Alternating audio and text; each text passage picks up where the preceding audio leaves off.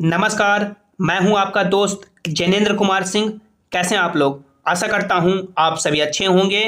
जितने भी कैंडिडेट जिनका आरआरबी टेक्नीशियन 2024 में रिजल्ट हो चुका है, अब उनका अगला प्रोसेस डॉक्यूमेंट वेरिफिकेशन का होगा। तो इस वीडियो में हम लोग बात करने वाले हैं कि डॉक्यूमेंट वेरिफिकेशन का पूरा प्रोसेस क्या होता है, कौन कौन से डॉक्यूमेंट लगेंगे, और डॉक्यूमेंट वेरिफिकेशन के अगले दिन ही आपका मेडिकल कंडक्ट करा लिया जाता है। यानी जैसे ही आप लोग डीवी के लिए जाएंगे, आपका डीवी कंप्लीट होगा तो अगले दिन ही आपका मेडिकल होगा। तो बात करेंगे कि मेडिकल में भी पूरा प्रोसेस क्या होता है, ए टू जेड हम लोग बात करेंगे कि क्या क्या चेकअप होता है। तो यदि आप लोग का आरआरबी टेक्नीशियन 2024 का रिजल्ट हो चुका है तो पूरे वीडियो को आपको ध्यान से देखना है। और यदि अभी तक आप लोगों ने चैनल को सब्सक्राइब नहीं किया है तो कर लें, ताकि जो भी आगे के अपडेट्स हो आपको जानकारी मिल सके। दोस्तों, आप लोग यहाँ पे देख सकते हैं जो आपका रिजल्ट आया है, रिजल्ट के ऊपर ही इंस्ट्रक्शन में डॉक्यूमेंट वेरिफिकेशन और मेडिकल के कुछ बातें बताई गई है। आप लोग सबसे पहले वो देख लें, उसके बाद हम लोग सभी डॉक्यूमेंट और प्रोसेस के बारे में बात करेंगे। आप लोग देख सकते हैं document verification will be held at the place indicated in the call letter for DV. After scheduling the candidate for DV, they will be sent an email SMS website to download their call letter with detail of date, reporting time along with the instruction for document verification and medical examination।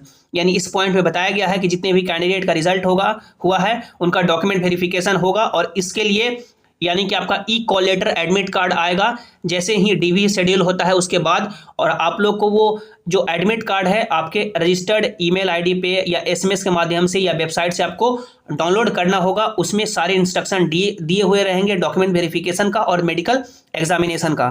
उसके बाद देख सकते हैं candidate में note that after completion of DV they will be sent for medical examination at a nominated railway hospital located in the jurisdiction of RRB on the next day of DV. These will also involve travel from RRB to the city of railway hospital।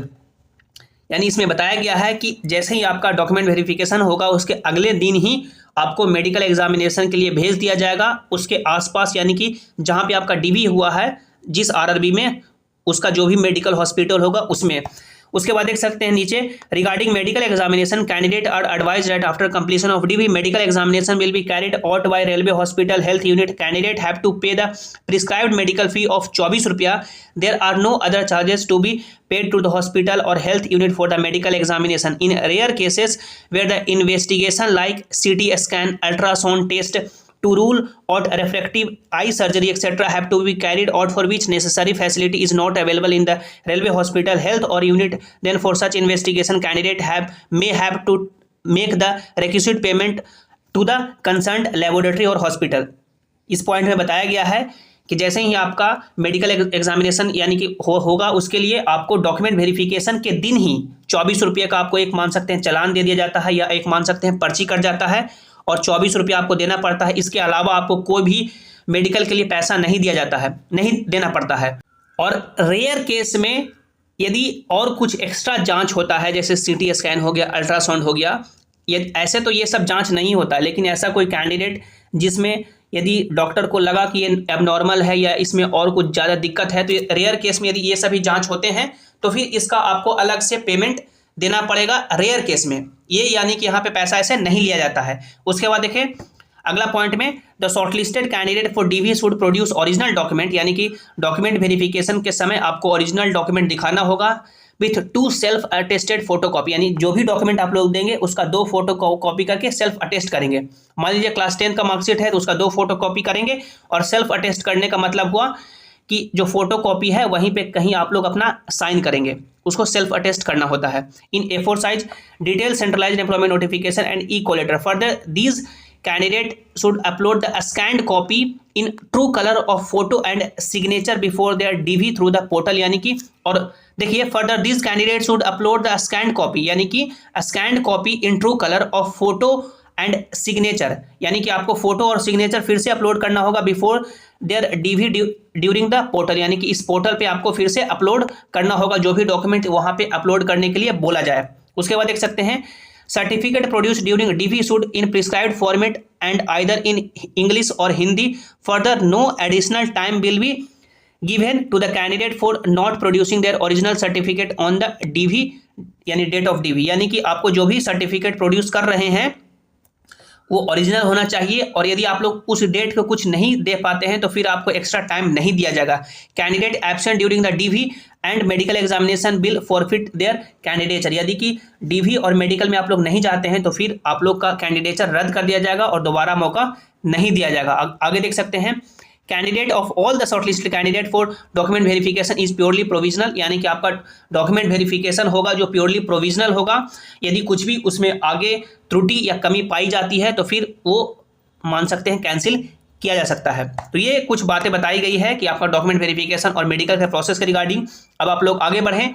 जैसे ही कुछ इस तरह का आपका call letter आएगा email ID पे, या आपको वेबसाइट से डाउनलोड करना होगा, जहां पे भी आपको बुलाया जाएगा, जिस डेट को टाइम सभी मेंशन रहेगा, आप लोग जाएंगे और उस डेट को जो भी डॉक्यूमेंट यानी चेकअप होंगे, यदि और उसमें कुछ भी एरर पाया जाता है तो फिर शोकॉज नोटिस में भी आपको दिया जा सकता है आपके कैंडिडेचर के रिगार्डिंग। जैसे आप लोग देख सकते हैं कुछ इस तरह से शोकॉज नोटिस काफ़ी सारे कैंडिडेट को पिछली वैकेंसी जो लेवल 1 की थी ग्रुप डी की उसमें मिली थी।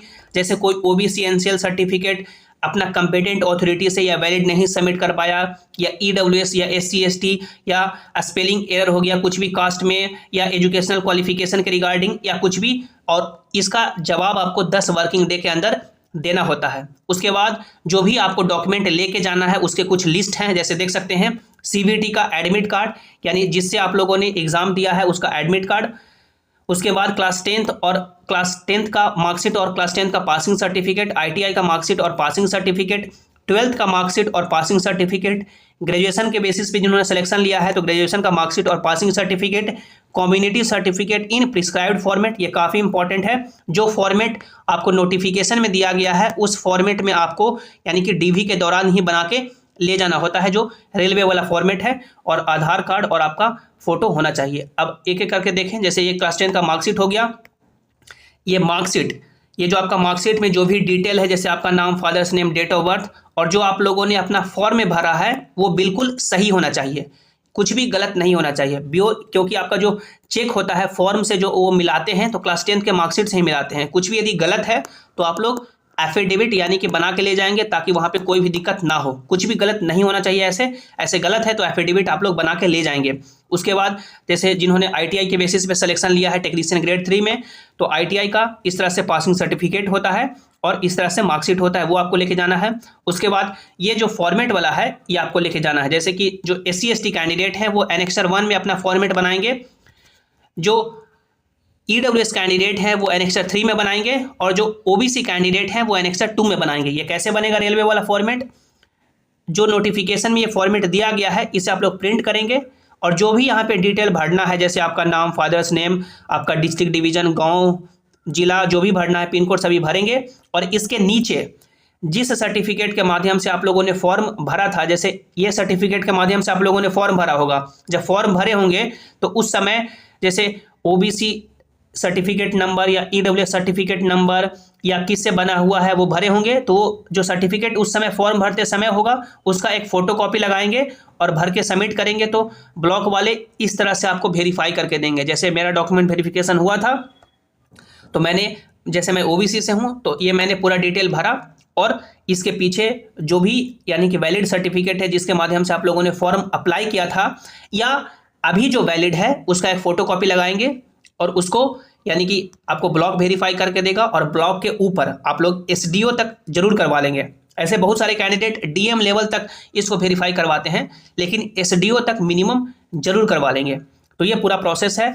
अब ये तो डॉक्यूमेंट वेरिफिकेशन का प्रोसेस हो गया कि डॉक्यूमेंट वेरिफिकेशन में आपका पूरा ये हो गया, और डॉक्यूमेंट वेरिफिकेशन के दिन ही आपका बायोमेट्रिक स्कैन किया जाता है, यानी जो आपका जो 10 उंगली है वो स्कैन किया जाएगा, और सिग्नेचर भी मैच किया जाता है, और आपका सिग्नेचर भी वहाँ पे मैच करवाया जाता है। और यदि मान सकते हैं कुछ भी एरर होता है तो फिर फॉरेंसिक टीम बैठ जाती है और फॉरेंसिक जांच के लिए भेज दिया जाता है, और कैंडिडेट को वहाँ पे मेडिकल देने से भी रोक दिया जाता है, क्योंकि उनको यदि कुछ भी फॉल्ट लगता है, जैसे कोई ऐसा कैंडिडेट है जो CBT का एग्ज़ाम दिया कोई और डॉक्यूमेंट वेरिफिकेशन के दिन कोई और आ गया, तो ऐसा ये ज़माना अब नहीं है। अब आपका प्योरली वहाँ पर जाँच होता है, क्योंकि आप लोगों ने एग्जाम दिया होगा तो आधार का बायोमेट्रिक हुआ, फिंगरप्रिंट, ये सब से, तो डॉक्यूमेंट वेरिफिकेशन के दिन भी आधार का यानी कि आपका वहाँ पे चेकअप होता है कि जो कैंडिडेट जिन्होंने एग्जाम दिया है क्या वही आया है, यानी कि आपका आइरिस भी स्कैन, आंख भी स्कैन किया जाता है, आपका 10 उंगली का फिंगरप्रिंट लिया जाता है, सिग्नेचर मैच करवाया जाता है, यदि कुछ भी गलत है तो फिर फॉरेंसिक टीम बैठती है, चेक किया जाता है कि तो पूरा यानी कि ये डिटेल प्रोसेस हो जाता है। अब मेडिकल की बात करें तो मेडिकल में देखिए आपका मेडिकल के दिन जब जाएंगे तो सिर्फ आपका 3 चेकअप ही होता है मेनली, यानी कि 3 चेकअप होता है। सबसे फर्स्ट आपका आई चेकअप होगा, उसके बाद आपका यूरिन चेकअप होगा, और तीसरा होता है जो आपका चेस्ट का एक्सरे होता है, चेस्ट का एक्सरे होता है। इसके अलावा और कोई चेकअप नहीं होता है, ठीक है। जो आपका मेडिकल स्टैंडर्ड मिलेगा, जैसे किन्हीं को A2 मिला या A3 मिला या B1 मिला, B2 मिला, C2, यदि जो भी मिलेगा वो आपका मेनली आई पे ही डिपेंड करता है। यानी कि और आपका ये जो टेक्नीशियन का जॉब है, यदि आपका कितना भी आंख सही है, कितना भी खराब है, आपके लिए पोस्ट है, तो आपको यहाँ पे टेंशन लेने की जरूरत नहीं है। मेडिकल में कोई भी बच्चा फेल नहीं होता है, तो मेडिकल को आपको बिल्कुल यानी कि टेंशन नहीं लेना है। टेंशन आपको जो भी डॉक्यूमेंट है, डॉक्यूमेंट वेरिफिकेशन में ही लेना है कि सभी डॉक्यूमेंट आपके ओके होने चाहिए। यदि आपके मन में इसके रिगार्डिंग कुछ भी डाउट है तो नीचे कमेंट में पूछें, वीडियो को लाइक करें, अपने दोस्तों के साथ शेयर करें, और सभी इंपॉर्टेंट अपडेट के लिए आप लोग इस टेलीग्राम जेसन क्लासेस से ज्वाइन हो जाएं, जिसका लिंक आपको नीचे डिस्क्रिप्शन में दे दिया गया है। धन्यवाद।